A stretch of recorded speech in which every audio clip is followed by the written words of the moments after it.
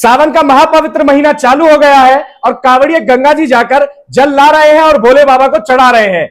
उसी के चलते लंबे समय से एक मांग थी, जो कांवड़ियों के ट्रैक में दुकानें पड़ती हैं उन सभी दुकानों के ऊपर मालिक का नाम लिखा होना चाहिए, जिससे कम्युनल कंफ्यूजन पैदा ना हो। उसी मांग को पूरा करते हुए मुजफ्फरनगर प्रशासन ने एक आदेश जारी किया, जिसमें जो भी लोग कांवड़ियों के ट्रैक के अंदर कोई व्यापार कर रहे हैं, फल सब्जी या कुछ भी बेच रहे हैं, उन सभी को अपनी दुकान के आगे नेम प्लेट लगानी है। फॉर एग्जाम्पल, अगर शाम एक आम का विक्रेता है और एक तरफ उस्मान है, वो केले का विक्रेता है, तो उनको अपने दुकान पर लिखना होगा उस्मान फ्रूट सेंटर या कुछ भी शाम फ्रूट सेंटर, जो भी वो लिखना चाहते हैं। तो इसी कमांड को पूरा कर दिया गया, जिस पर तत्काल लिब्रांडुओं की एक गैंग एक्टिवेट हो गई है। योगी सरकार पर निशाना बोलना चालू कर दिया है और धड़ाधड़ उन पर हमले किए जा रहे हैं। क्या पूरा मामला आपको डिटेल में समझाएंगे साथियों। नमस्कार, मैं हूं आपका दोस्त नीरज शर्मा।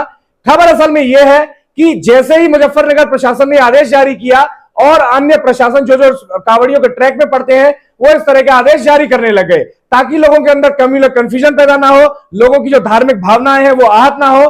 क्योंकि कांवड़ियों जो कांवड़ लाता है व्यक्ति, हिंदू धर्म में बड़ी उसकी मान्यता है, बड़ी ऊंची मान्यता है। अगर आप जल लेकर एक बार आप निकल गए गंगा जी से, आपने कंधे पर कांवड़ रख ली, आप उसको जमीन पर नहीं रख सकते। अगर आप लघु शंका, दीर्घ शंका कुछ भी जा रहे हैं, आपको नहाकर उस कांवड़ को अपने कंधे पर ले सकते हैं। जमीन पर वो तब तक नहीं रखी जाएगी जब तक भोले बाबा को वो जल नहीं चढ़ जाता। इस तरह के तमाम बड़े नियम है, कठोर नियम है। पैदल आपको आना पड़ता है, आप रुक नहीं सकते रास्ते में, कांवड़ चलती रहती है, तमाम तरह के नियम है। काफी टफ जॉब है। तो उसी के चलते उन धार्मिक भावनाओं का सम्मान रखते हुए प्रशासन ने यह आदेश जारी किए, जिस पर लिब्रांडु क्या छाती पीट रहे हैं वो मैं आपको बताता हूं। सबसे पहले जो लिब्रांडु है उसकी बात करेंगे, अजीत अंजुम, जो कि अपने आप को एक पत्रकार कहता है, निष्पक्ष पत्रकार होने की दुहाई देता है, छाती पीटता है और लगातार यूट्यूब पर एक एजेंडा चलाने की अनवरत कोशिश करता रहता है। उसी एक एजेंडे को हम एक्सपोज करेंगे। उसका ट्वीट ही आपको डायरेक्ट पढ़ के दिखा देता हूं, मैंने आज सेव कर रखा है साथियों।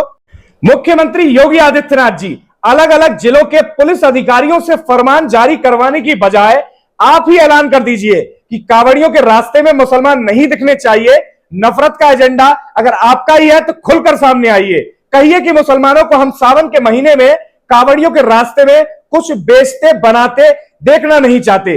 अगर आपका नहीं है तो इन अधिकारियों की क्या इतनी मजाल कि इस तरह का आदेश जारी कर दे। अब आप कल्पना कीजिए साथियों, मुसलमानों को तो यह कहा नहीं गया है कि आप अपनी दुकान के आगे अपना नेम प्लेट रखिए, हिंदुओं को भी कहा गया, जैन को भी कहा गया, ईसाई सिख कोई भी हो, सबको नाम लगाना पड़ेगा मुजफ्फरनगर अगर उस ट्रैक पे आ रहे हैं, आप कुछ बेच रहे हैं तो ये सिर्फ मुसलमानों का नाम ले रहे हैं। एजेंडा समझिए आप, इनका पूरा क्रोनोलॉजी समझिएगा धीरे धीरे। आगे इस तरह की और भी मैं इसकी हरकतें दिखाऊंगा, ताकि इसका पूरा जो सिस्टम है वो आप सभी के सामने एक्सपोज हो पाए। अब किसी सिंगल मुसलमान को कहा नहीं गया, अगर मुसलमान कोई बेच रहा होगा, उससे कोई व्यक्ति आकर खरीद ले, उसके लिए उसको बाध्य नहीं किया गया कि भैया तुम किसी कांवड़िया को नहीं बेच सकते, ना किसी मुसलमान दुकानदार को इसके लिए बाध्य किया गया। लेकिन बावजूद इसके जबरदस्ती कंफ्यूजन फैलाने की कोशिश की जा रही है। चूंकि ये मांग जनता की थी, उसको पूरा किया गया और कांवड़ियों की जो मान्यता होती है वो मैं पहले ही आपको बता चुका हूं। अब इसी मोहम्मद अजमल अंजुम या अजीत अंजुम, जो भी इसको कह लीजिए, लिब्रांडु कह लीजिए या फेक एजेंडा फैलाने वाला एक व्यक्ति कह लीजिए, उसका मैं आपको पूरा गेम एक्सपोज करके दिखाता हूं। अब इस लिब्रांडु द्वारा फैलाए गए पुराने एजेंडे को मैं आपके सामने एक्सपोज करने वाला हूं, दो ट्वीट के माध्यम से। दोनों का नेचर मैं आपको ट्वीट्स का नहीं बता रहा हूं, आप खुद ही समझ जाएंगे किस तरह से एजेंडा फैलाता है। दो घटनाएं हैं इसमें। एक घटना में कहता है, उन्नाव के सभी दरिंदे त्रिवेदी वाजपेयी उच्च कुल गोत्र के ब्राह्मण हैं, तभी बलात्कारियों का धर्म देखकर शोर करने वाले सन्नाटे में कुछ कहकर खाना पूर्ति कर रहे हैं। अगर ये भक्तों के टारगेट वाले होते तो पूरी ट्रोल आर्मी दिन रात काम पर लग जाती इनके ऊपर। दूसरा ट्वीट अब सुनिए घटना का। प्रयागराज में 2 मासूमों बच्चों की पीट पीट कर हत्या कर दी गई। दिल दहला देने वाली घटना है, जो कि खबर बदायूं से आ रही है। हाँ, हत्यारे का नाम साजिद है, यह बोल्ड में लिखा है। हाँ, हत्यारे का नाम साजिद है, इसलिए सांप्रदायिक एंगल दिया जा रहा है।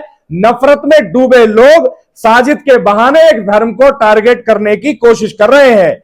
चुनावी मौसम है, इसलिए बीजेपी के बड़े बड़े नेता भी इसमें कूद पड़े।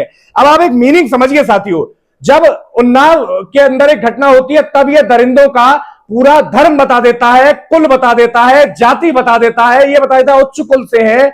फिर उसके बाद कौन कौन उसके समर्थन में कूद पड़ा है, कौन चुप बैठा है, यह सब बता देगा एक तरफ। लेकिन दूसरी तरफ उसी तरह की दरिंदगी होती है। साजिद नाम का एक व्यक्ति 2 बच्चों को पीट पीट कर मार देता है, लेकिन जब साजिद का नाम सिर्फ साजिद लिया जाता है तो फिर इसको दिक्कत हो जाती है। अब आप कल्पना कीजिए कितना डबल स्टैंडर्ड आदमी है ये।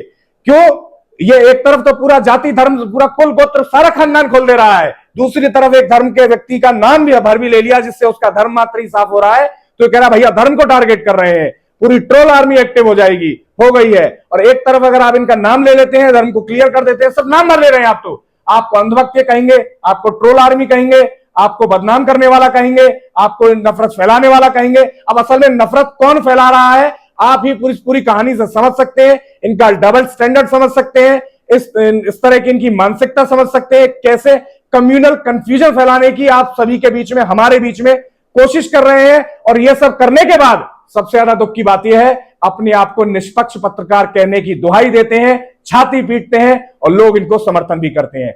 इनकी पूरी सच्चाई को एक्सपोज कीजिए, अपनी तरफ से कमेंट कीजिए, क्या समझते हैं आप इनके एजेंडा के बारे में, क्या राय है आपकी इस सब के बारे में। जय हिंद, जय भारत।